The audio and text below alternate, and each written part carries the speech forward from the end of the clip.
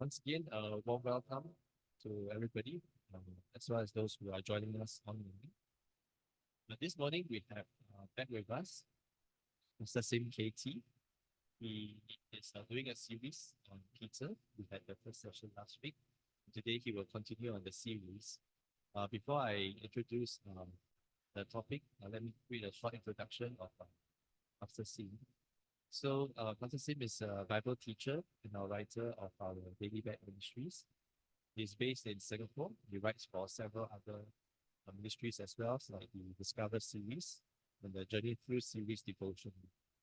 He's also a regular contributor to the Insights for Our Daily Bread. So he has taught Bible in various countries throughout his long journey. He's the author of several books as well, and two new books will be published this year.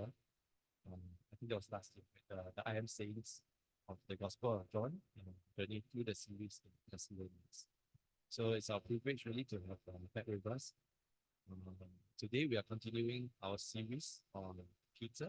Today's topic is Walk on Water, taken from several passages, primarily from Matthew chapter 14, verses 22 to 23. So now I'll hand over the time to our speaker, Pastor Sim.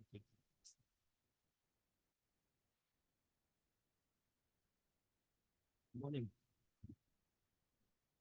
We are looking at the life of Peter in a series called Walk with Peter.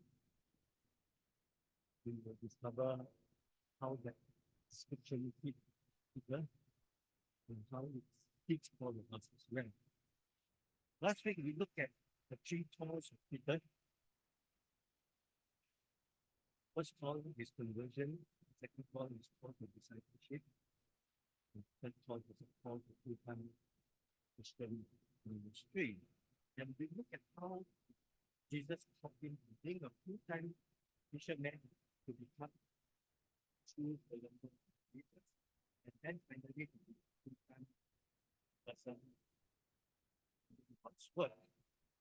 Jesus called Simon the fourth time, this time to be one of the 12 apostles, capital A, of the 12 disciples, capital D. And we read in Luke chapter 6, verse 13, morning came, he called his disciples to him, and those 12 of them will be designated apostles.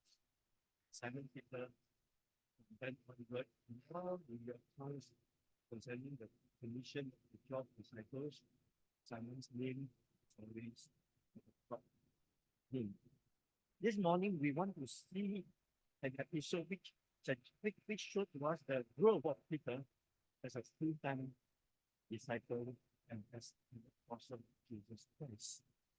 While he was appointed and commissioned as the apostle, capital A and capital B disciple, his faith is still being loaded. There is a need for growth, development, and maturity. So we want to see how Peter grew in his trust and his faith with Jesus. That's for many of us, like most of us, our spiritual journey is a journey where we learn to trust Jesus and we mature in our faith. This morning, we just want to look at one of the many events in Peter's life that helped him grow in his faith. And this morning, we will be looking particularly at Matthew chapter 14, verse 22 to 33, as well as the parallel passages that in Mark and John has. I give you the parallel passages to let you do a comparative study of what actually happened in this particular event. Now, Jesus had fed 5,000 hungry men. If you count the women and the children, we are close to 15 to 20,000 people. Jesus fed 5,000 hungry men with 5 loaves of bread and 2 fish. And that's what we read in the passage that is just before the passage of the verse 40, verse 13 onwards. in Matthew 14, we read of this miracle of feeding hungry people. And following this miracle, the people wanted to make Jesus their king. If you look at John chapter 6, verse 14, we read that all the people, after the people saw the sign Jesus performed, they began to say, surely this is the prophet who is coming in the world. Jesus, knowing that they intended to come and make him king by force. Jesus recognized the temptation, danger that he and his disciples are now placed into. And Jesus took preemptive and protective measures to stop this incorrect expectation of who he is as a Messiah, as the king, the coming king to free them from political bondage. And he wants to stop this wrong expectation, and he wants to protect his disciples from these temptations. And what did Jesus do? First, Jesus dispersed the crowd, and then secondly, he sent the disciples again.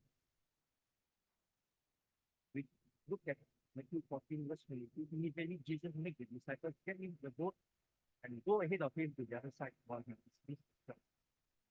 See, Jesus separated his disciples from the crowd.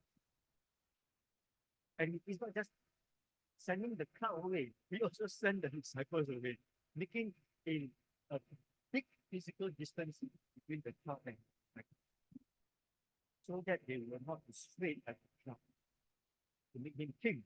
Because at this point in time, the disciples who wanted a political Messiah, they had asked to sit on Jesus' right hand and left hand, the positions of honor when Jesus became king.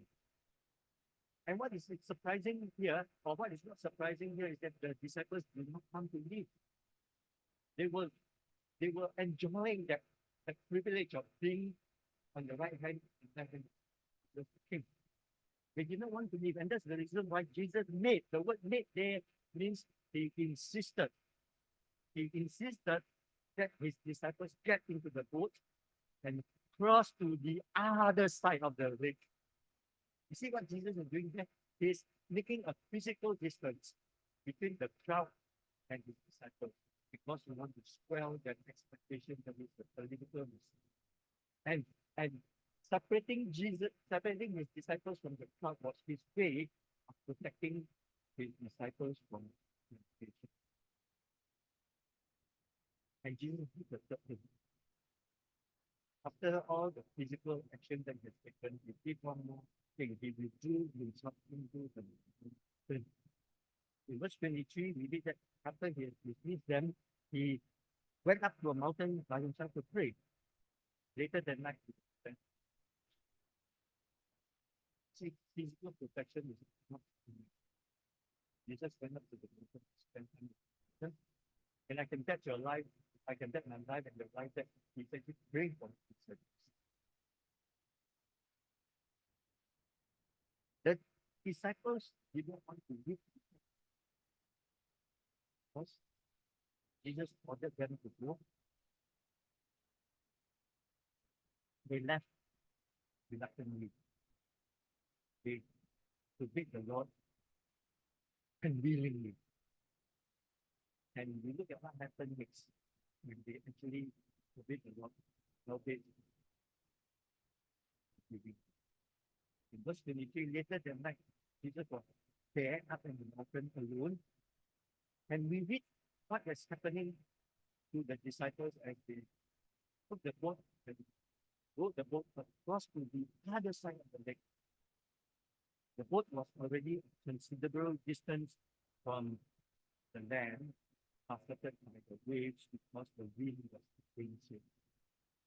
Now, if you look at Mark 6:47, the parallel passage, we read that the disciples were in their boat in the middle of the lake. Now, at this point in time, they were about 3 or 4 miles away from shore.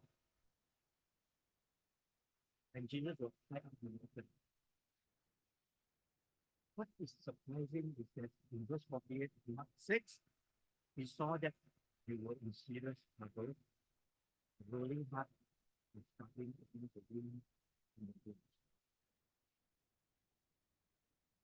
The disciples were not caught in the trap. They were going against the wind and the waves. In other words, the resistance is always. Now, the disciples could have avoided all this. All they need to do is to turn the boat around and the winds will blow them back to the shore from which they came. Right? If I am the disciples in that boat, and if I'm a seasoned fisherman, I know that I won't be in the wind. I will just turn around, go back to the shore, and where. But then that would mean that I will be disobeying the Lord, isn't it? Because if Jesus will ask me to go to the side, they were in the storm. Understand this precisely because they were. You know, we think that sometimes if we obey Jesus, our journey will be smooth sailing. But the reality of our life is that it is precisely because we want to obey Jesus that your life becomes miserable, full of challenges and difficulties. You see, this is where our spiritual journey takes the form that we feel and I need to recognize. Obedience to Jesus does not necessarily mean, say, a smooth and easy journey. In fact, many of times, as the life of already demonstrated, obedience to Jesus means bearing against the flow from which we will experience tough opposition and difficulties. But you and I need to understand there are two kinds of storms in life that we face actually in spiritual journey. There are the storms of correction where God disciplines us. I think the example of Jonah, you know the story of Jonah, he was caught in a storm because God disciplined him for not obeying him to go to Nineveh. But there is another kind of storm that you and I need to recognize in our life. It's called the storms of perfection, where God used that difficulties and the challenges to mature us. And it is God's way of building up our faith and maturity. When we are in the place of obedience, like the disciples were at this moment, although we know that they were very reluctant to obey, we need to recognize that when we are in the place of obedience, we are in the safest place. Because it is the Lord who brought you into the storm. When you are placed, when you are in the place of obedience, you are never out of the providential care and the protection of our God. You know, it was Jim Elliot who says that the will of God will not lead you to a place where His grace cannot sustain you. So this is where I think Peter and the rest of the disciples are learning about obedience, about the journey of faith. That in life, in our journey of faith, when we obey the Lord, God is there with us. We will never circumstances. Now, the disciples were 3 to 4 miles, I mean, about 5 to 6 kilometers away from the shore. Okay? And Jesus is still high up in the mountain. He's probably the middle of the 30 meters. Think about the distance between Jesus up in the mountain, the disciples in the middle of the mountain. Well, we already discovered that Jesus that praying for the praying time with the Father, in all intents and purposes, praying for the disciples. But we are told, look at Mark 6:48, we are told that Jesus saw that they were in serious trouble. This is something that we will pass by and say, okay, Jesus saw. Talk for a moment. Jesus knows that we are in trouble. Jesus sees. Jesus sees us. No matter the distance. He knows our struggles.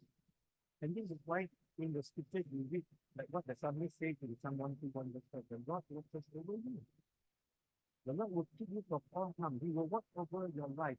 The Lord will watch over your coming and going both now. And that's what the experience of the disciples, the present moment, is the middle of the forgives, forgiving, and the grace. This is sin. Yes. Considering that this is a distance of 7 to even 10 kilometers, if Jesus was a bionic person. You see, isn't it? How far can you see from the mountain? You can see. And this is an encouragement for us that when we go through the storm, we find ourselves in the storm, then rest on several assurances. Trust Jesus, got you there. Secondly, Jesus is praying for me. This is what's going to happen next is the talking that of assurance. Jesus is confidence. Very often when we are in a storm of life, whether it's a storm of the plane, or storm of the plane, we tend to think that we are abandoned by God. Okay? And the reality many of us face is when we are we have a we have a terminal disease or someone we love has a terminal disease. And going through that difficult time, we think that Jesus has abandoned us altogether. But you need to know the fourth assurance that happens as we look at what happened with Jesus will change us. You know, so Jesus will walk the water, so to speak, to come to us in the storm. Isaiah 43 verse 2 says that when you go through deep waters,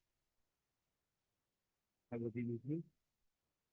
When you go through the rivers of difficulty, you will not drown. Why? Your Savior. That's what it is. You can do it.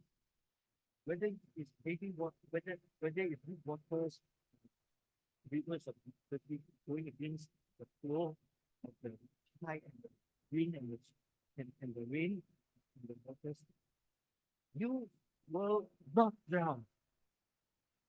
For I will not the one.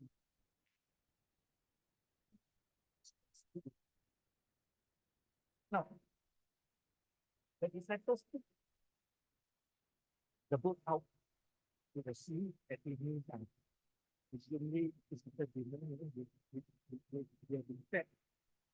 No, they have been fed with 5 loaves and 2 fish, and they've already gathered some of the gathered over. You know, to just send them probably evening time, 6, 7 o'clock in the evening. But you know what time Jesus went to bed? 12 hours later. Shortly before dawn. These 2 hours later. Maybe maximum 12 hours. Depending how you define it. If we take that 6 p.m., they set off to the other side of the lake. Jesus came to them at 6 a.m. You know, our Lord deliberately let them struggle for 12 hours. He could have snapped his finger and they reached the other side. And yet he let them struggle for 12 hours. What kind of God is that? You see, you and I in our journey of faith needs to be pushed to the limits, to our human limits, to realize that our human limits cannot solve the problem. For the last 12 hours, the disciples were trying their very best, using their human strength to fight against the wave. Jesus pushed us to the very end. He made us realize that our human resources will never be enough for the storms of life. And the earlier, the faster that you learn this truth, faster the deliverance taking. on your realization facility when we do all our, we need to realize that our human resources, whatever level we are, which we are, how strong we are, will never be enough the storms of our life. We need to depend on Him. The question is, how long did the disciples, how long did Peter take to realize that we need to depend? At this point in time, we don't hear them to turn up to the Lord. 12 hours of trying to solve problems on their terms, not realizing that we can cry out to the Lord. And in verse 25, we read that shortly before dawn, hours later, our Lord Jesus let you struggle that long, 12 hours. For some of us, we've been struggling the last 1 month, right? There's no end to all your problems. Maybe there is an end if you just begin to realize that you need to, because you're still trying to resolve, trying to depend on the. Certainly before dawn, Jesus went out to them walking on the lake, and that's where we see the grace of God coming. He is not responding to them because they cried out to him, they call out to him, but they have thought. And yet Jesus came to them. Jesus walked on the to the boat. This topic that we talk about is Peter walking in water. No, Jesus walked on water. We missed the point that Peter walked on water. No, Jesus walked on water. And he walked on water 3 to 4 miles. It's not 10 meters from the boat. He walked on water 3 to 4 miles to the boat. We missed that.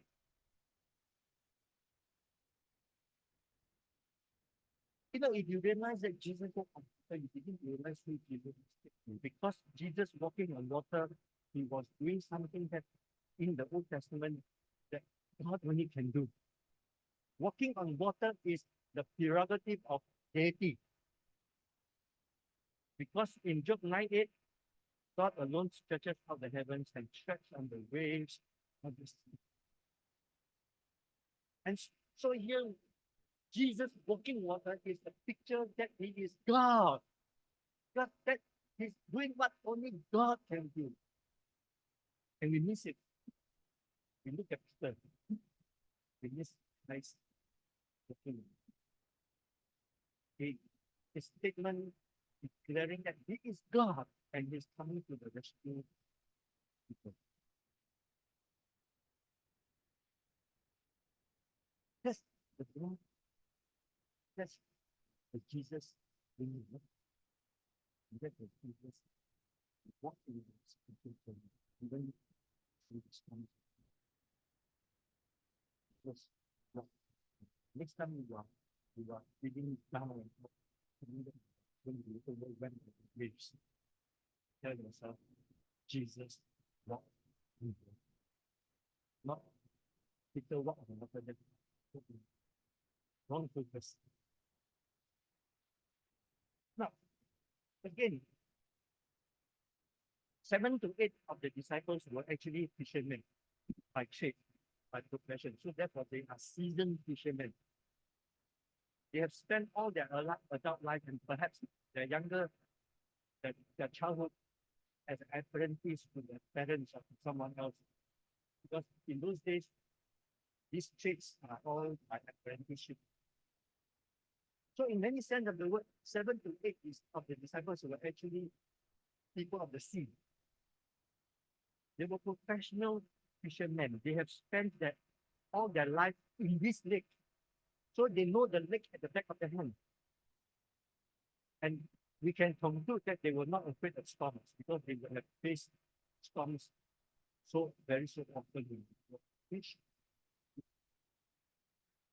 But they were afraid, whilst they were not afraid of the storm, because that's why they are still struggling. They are not afraid of the storm. They think they can, as seasoned fishermen, they can resolve the wind, right? That's why they have not turned around after 12 hours. But yet they were afraid of seeing a man walking on water. That's what they were afraid of. They were not afraid of the storm. They were afraid of a man walking in water. Maybe this is the first time that they are seeing a thing like that. And as I said, it is not Jesus walking 10 meters. Jesus has walked almost 5 to 6 kilometers to them. In verse 26, when the disciples saw him walking on the lake, they were terrified. They were not terrified of the storms, they were terrified of a man walking in water. It's a ghost, they said, and they clear out in fear. It is Matthew's way of emphasizing how terrified they were. It's a double terror for them. They did not recognize Jesus, obviously. Perhaps because of the rain and the rain and that, visibility is poor when there's a big thunderstorm. Perhaps that's the reason. But I want to suggest to you that they did not recognize it was Jesus because they had not expected Jesus to turn up. Because they had not called on him to turn up. This is where you and I recognize that God surprises us, especially when we don't pray. He comes to our rescue despite our prayerlessness. And we are shocked because he turned up uninvited. And that's what exactly happened. Jesus turned up uninvited in lives. And very often you realize that Jesus comes in your life uninvited. They were not looking for him. That's why they didn't recognize him. Perhaps it's the rain, yes. Primarily, they were not expecting to see Jesus because they did not look for him and they had not expected him to turn up. In verse 21, but immediately Jesus said to them, take courage to your time. Don't not wait. It is I. The Greek there is ego eimi, which is actually the Greek translation of I am. I am who I am. And you know that in Exodus 3 verse 14, that I am who I am is what's divine me. And invited Jesus to turn up to the middle of the lake, telling his disciples, ego eimi. As if looking that 6 kilometers of water is not good enough. If they knew the Old Testament, they already knew that Jesus is doing something only God can do. And here now a double confirmation that he is God. Because he is the great I am. There is no reason. Because just as he has come in the spirit of the Israelites, the slaves in Egypt was into the spirit. He is coming to the deliverance. Mind you, this is not the first time that they have experienced storm in the lake, in the sea of Galilee. Earlier in Matthew chapter 8, verse 27, 23, they experienced one storm. You look at it in a short while, and now this Matthew 14 is a record of another storm that they encountered. You compare the two storms because the two storms represent their journeys of faith.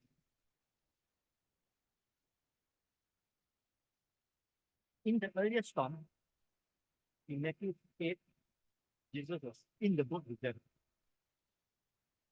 Like Jesus was sleeping. But now in this storm, in Matthew 15, Jesus is not in the boat. In contrast, I will suggest to you that through the two storms, Jesus is going to them, telling them that they need to trust him, even if he's not physically present. You see, we think of this that, if Jesus is me, I trust him. But what if you don't feel that Jesus is you? Who do you trust? In yourself. That's what in yourself, in your own abilities. And Jesus corrected this conception. If we have to grow and progress in our spiritual life, and Peter is learning that regardless of whether you feel Jesus present or not, he is present. He sees you. You can trust him. Okay? So we see right from the very beginning. From the beginning, we need to see that the story of Peter walking on water is the story of Jesus walking on water. Now we look at the implication of Jesus walking on water on Peter. You see, whenever we think about Peter walking on water, we automatically look at his failure, right? First thing come out, Peter walk on water, he sunk. He's a failure. After all, it was Jesus who scolded him. You are Peter faith, right? And then we scold everybody for not walking on water. You faith. And just the second, we change you are Peter faith to you are Peter faith. We concluded that many of us, if we don't walk on water before he sunk, we are committed. We are being unfair to Peter. If you look carefully at the whole picture of what's happening in that book, from men struggling against the wind, we see that Peter is actually a man of faith compared to all the other 11 disciples. In the darkness, because it's night time, and then the last 12 hours or so, in the midst of the strong winds and the raging water, Peter showed that he actually had faith in Jesus Christ. Because in verse 28, recognizing that man there walking on water 5-10 meters away from the boat, Peter shouted, if it is you, Lord, if you are that man in the walking on water, Peter replied, tell me to come to you. And so Peter now exercised some faith. While the rest of the disciples remained in the safety of the boat, Peter dared to be slightly different. Maybe he's reckless, right? Some scholars say that Peter was impulsive, overconfident, and was trying to show off that he's braver than the rest of his other 11 friends. That Peter was foolish to walk out of the boat with Jesus. I don't think Peter is so stupid. As a seasoned fisherman, he spent his entire adult life in the sea of Galilee. He knew that man can float when you swim. You can float. One of the first things that in swimming class they teach you is how to float first, how to swim. So he knew that man can float, and then he knew that man can swim in water. He also knew that no man has ever walked. In all his adult life as a fisherman, he has seen no one. He himself knows that he cannot.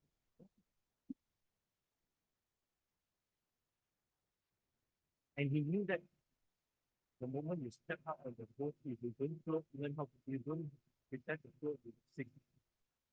That's common knowledge.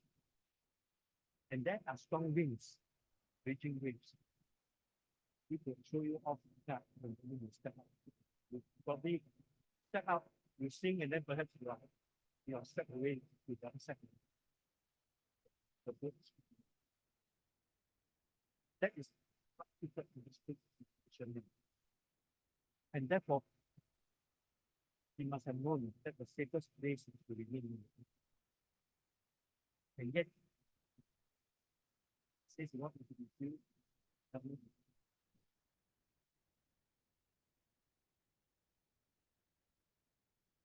Jesus did not disapprove of Peter wanting to walk on water. In fact, Jesus encouraged him to. We look at verse 29.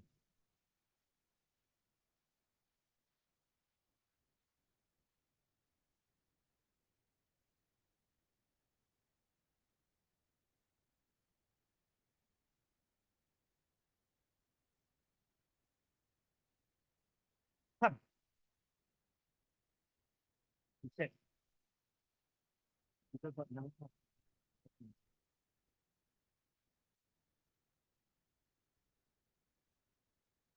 is an imperative. We see this, I see how people see this as an imperative to faith. We say that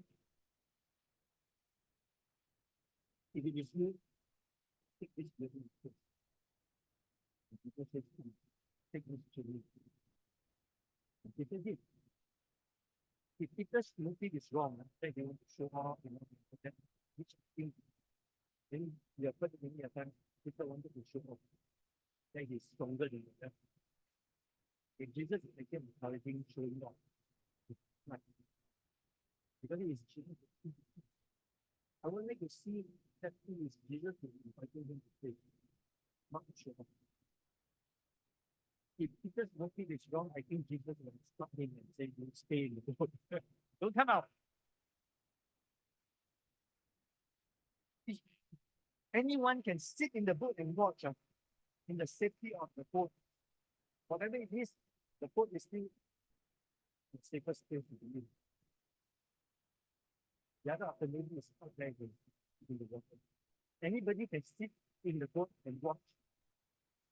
It takes a person of some faith, and in many sense of the word, strong faith, to leave the boat, step out into the water. When I was training in we used to do this flying fox and jump on 30-story high building. Right? 30-story high tower and then jump, hoping that the safety net below can catch you. It takes a lot of courage to back it up. You don't believe me, you try. It takes a lot of courage to step out of safety into the zone. Although you know that there is a safety net below, okay, but a 13-meter, a 3-story, a 4-story job is something that you and I will not play around with.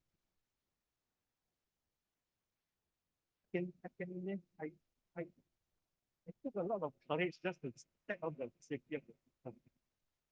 Even though I know there is a safety, touch you. And that's what exactly Peter is doing.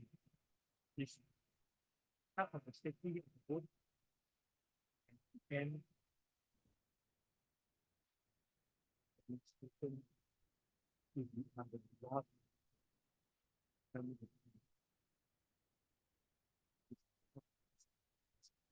Not that it's new big straight. And many a times, we are stuck in that situation. They said, what if you don't need to put one? Isn't it? You are at a crossroads. Okay, and you're making the decision whether to go step on that or not. Then after praying and after seeking counsel, you say, Lord, take right.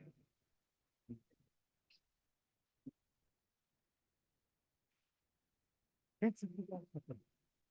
Something else happened. Now, underline the word when you see the beginning of sin. So it was nothing more than because when people walk, people actually walking towards Jesus. And we almost reached Jesus. Almost. And I can only imagine Jesus spending his life.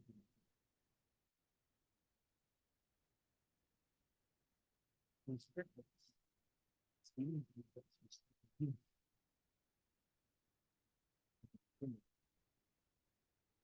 because they don't Jesus.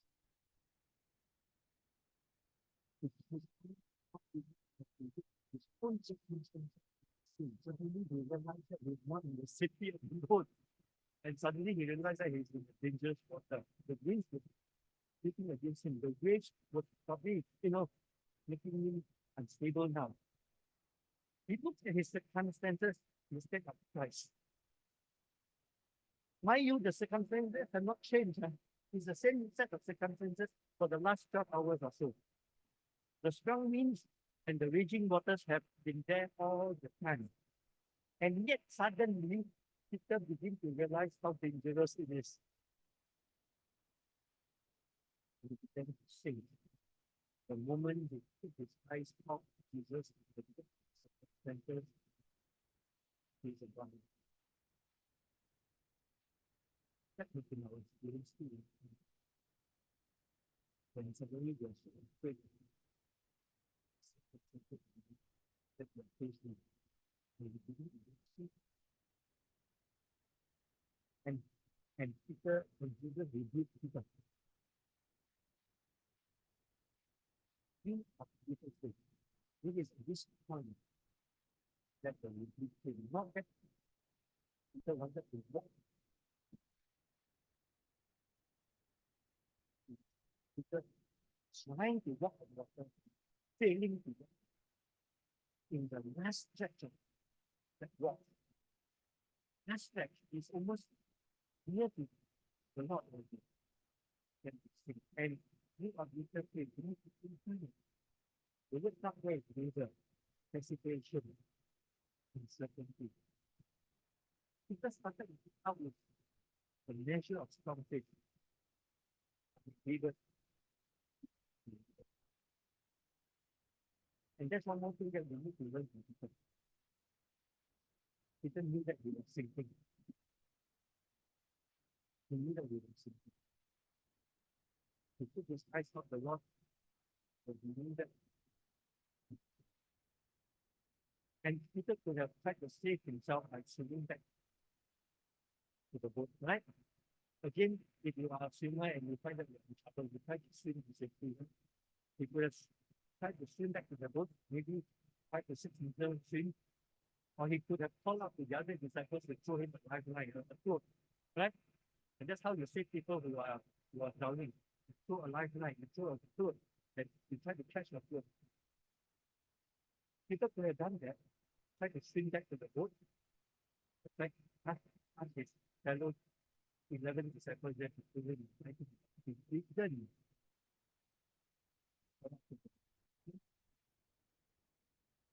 In the last 12 hours, but in that moment, walking on water and sinking, he called to the Lord. He could have talked to the Lord 12 hours earlier. Peter did the right thing. Suddenly he realized that he has failed his sinking. Instead, now calling for human help. And verse 13, Lord, save me. What? Isn't that the try to be sure? You see, most of us, like people, take praying to Jesus, asking for Jesus to help as a last resort. When it should have been the first thing that we start. What is good about this approach that in verse 41, the moment the prayer went up, help came immediately. Immediately, Jesus reached out and helped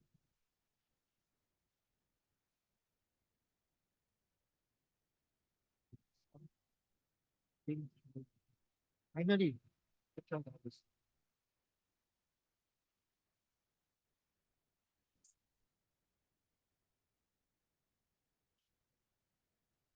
Sometimes while we know that Jesus, God knows the circumstances, God sees, and sometimes He comes close to us, telling us that He's nearby, He's near, He's present. He doesn't help us until we connect. And I think that is how I think people learn that lesson. That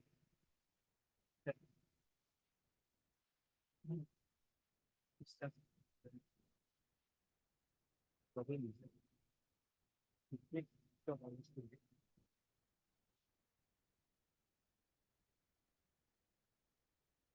Very often we start the story here with the end of the story.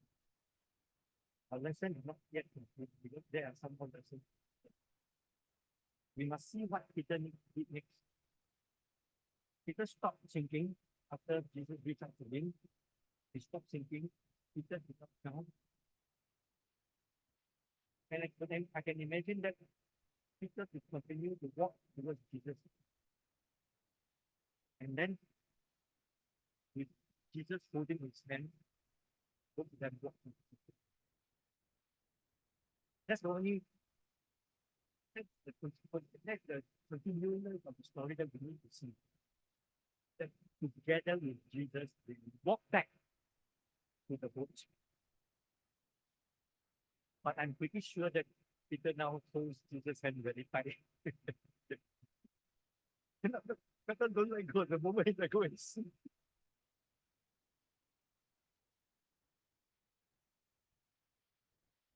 In verse 32, the plan unto the boat. That moment, wind died. We miss the miracle here. We think that the miracle is that, Peter was saved, which is, but we miss this miracle. Some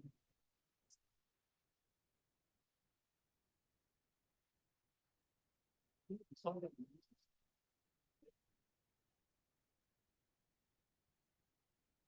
I guess Peter, if you do this time, he probably will be singing the song in the boat. Christ is not in the vessel. Back to Matthew 8, where Christ was in the boat. This story of Peter walking on water is not to compare us to Peter, but rather it is to show us that this is the type of faith of Peter and Paul. That in the storms of life, it may not be easy. The storms of life are necessary for the development and maturity of our faith. Like Peter, we need to learn to trust Jesus early enough. Like Peter and the disciples, we need to obey Jesus no matter what the circumstances. If we want to live by faith, we need to fix our eyes on Jesus. And that's where the Savior is.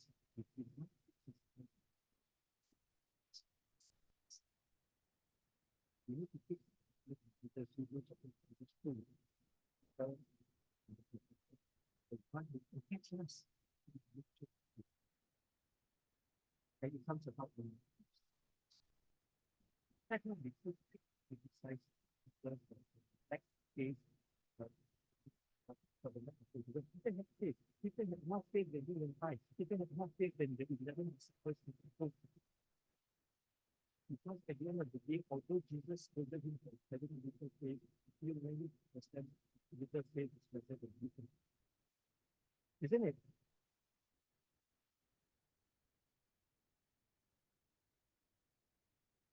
The other disciples sat in the boat and watched. Peter exercised whatever little faith that he had to walk with them. And because he took that step of faith, stepping out of the boat into the water, his faith was refined and his faith was strengthened. This is something that you may need to understand, that if you don't step out in faith, your faith will not be defined. You will not progress. You will not be able to see maturing process in your life and in faith. That is a time where you just need to step out into the world. This is the picture of all of us. Because Peter's story is a story. Very often we find ourselves in the storm because we are within the things. This is the storm of the truth. We may have little faith and we may have concern and fear. Jesus sees us. Remember, Jesus sees you. And then you're going to need to hear Jesus says, come.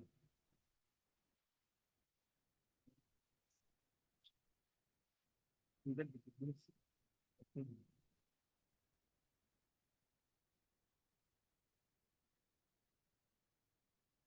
we look at verse 33. Because Peter's story has not ended yet. It ends with 33.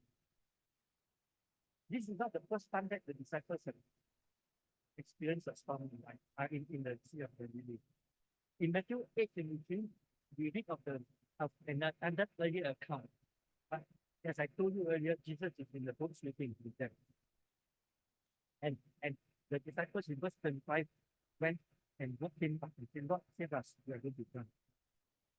You see, earlier they did ask Jesus to save them very early in the storm.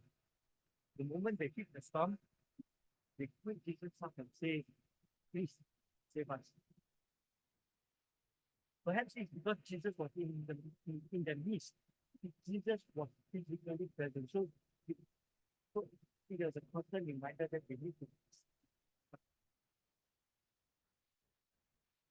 And in verse 26, he quoted the disciples again. You are little faith. Why are you so afraid? And of course, then Jesus looked up, rebuked the storm, and there was the storm. In verse 27, in this episode in Matthew 8, the man were amazed and asked, what kind of man is this? This woman, they haven't reached the full confession of Jesus. Jesus is the man who is able to perform miracles. What kind of man can command the winds? And that he was left as a question mark. What kind of man is this? In this storm, the disciples asked questions about whether Jesus. No, they were amazed, but there was no worship because they had not come to the conclusion that he is God. That's it.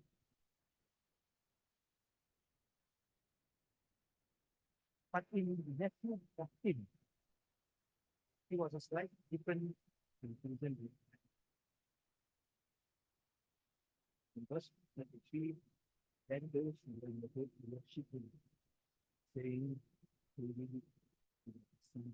there is a reversion of faith happening between the two storms. What kind of man? In Matthew 14, there is no doubt that Jesus is not just a man. He is the Son of God. They give him to worship because they now realize that the man in the boat is God.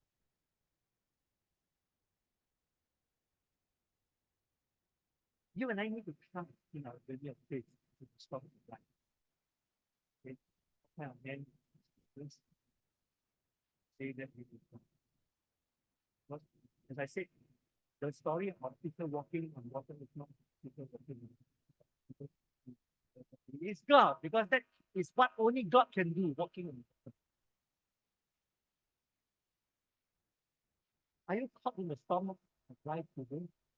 Huh? Strong winds, raging waves, and you've been struggling for a long time. And you wonder whether it's Jesus, really Jesus is not in control. Know this, Jesus is going to you. Jesus sees you in the struggle. We may not see Jesus in the dark.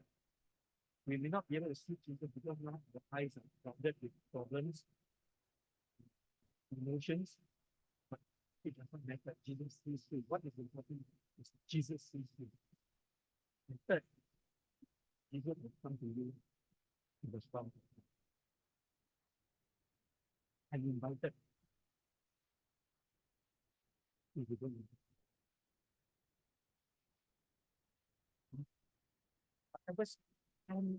Whatever period that you have studied with, you have to start to stop in people of you.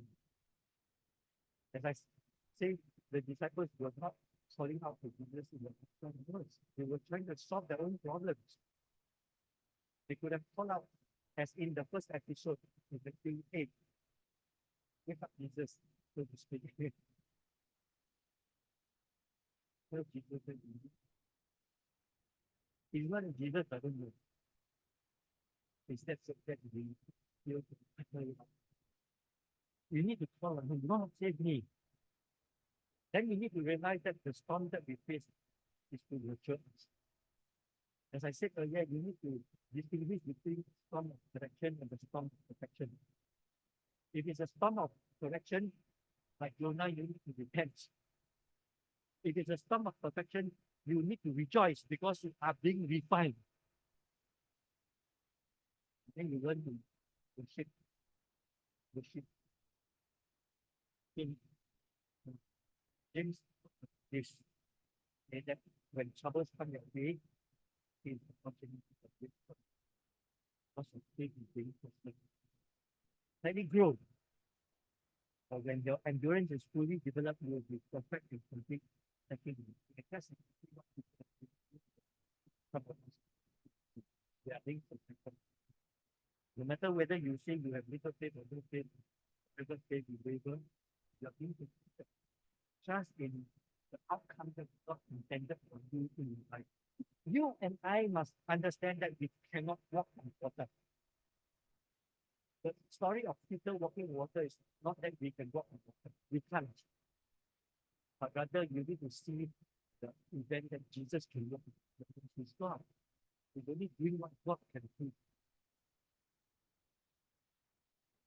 God, if it is you, Peter replied, tell me to come to you. It is on the basis that Jesus can walk on water, that we step up in faith. But as you hear Jesus call you to come, you jump to the stick. Keep eyes on you, not on the circumstances, because the circumstances change. We trust that Jesus brings us to the end. We trust in the power, we trust in the protection of Jesus, we trust in the presence of Jesus, and we trust in the promise of Jesus.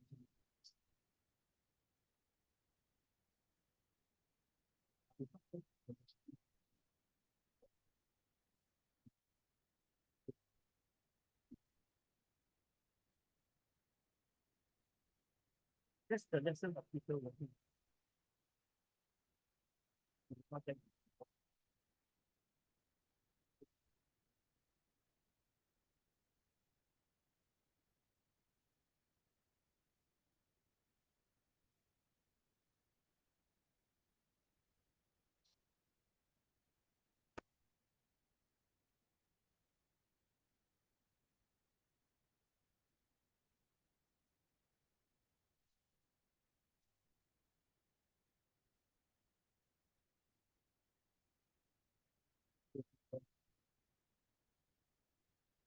develop the faith. Maybe move on from saying what kind of name is some of what